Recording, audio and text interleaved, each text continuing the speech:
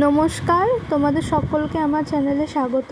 আজকে আমি তোমাদের শেখাবো কিভাবে হেম সেলাই করতে হয়। চলো দেখে নিই। এই প্রথমে হচ্ছে কাপড়টিকে নিয়ে একটু হাত দিয়ে শক্ত করে প্রেস করে নিতে হবে, তাহলে ওই একটা চাপ পড়ে যায়, ফলে আমাদের সেলাইটা করতে খুব সুবিধা হয়। তারপরে আবার একটা ভাঁজ দিয়ে নিলে আমি যেরকমভাবে দেখাচ্ছি সেরকম করে, এরপর তোমাদের যে রঙের কাপড় সেই রঙের সুতো সূচে ভরে নিয়ে দেখো ঠিক যেমনভাবে দেখাচ্ছি সেমনভাবে সেলাই করতে হবে।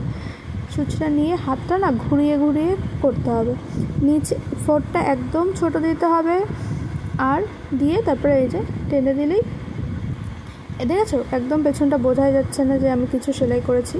এই হেম সেলাই আমাদের প্রচুর কাজে লাগে, কোনো টেবিল ক্লথে হচ্ছে সাইডে সেলাই করতে।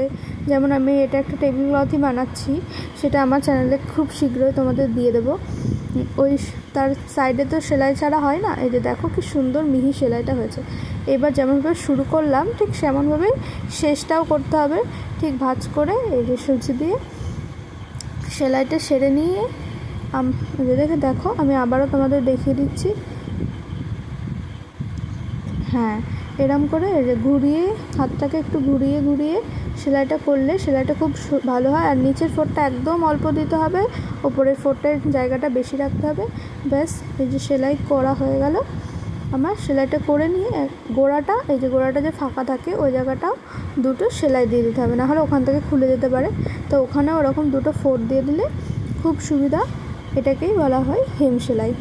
আমাদের সমস্ত কাজে এই হেম সেলাইটা খুবই দরকারি।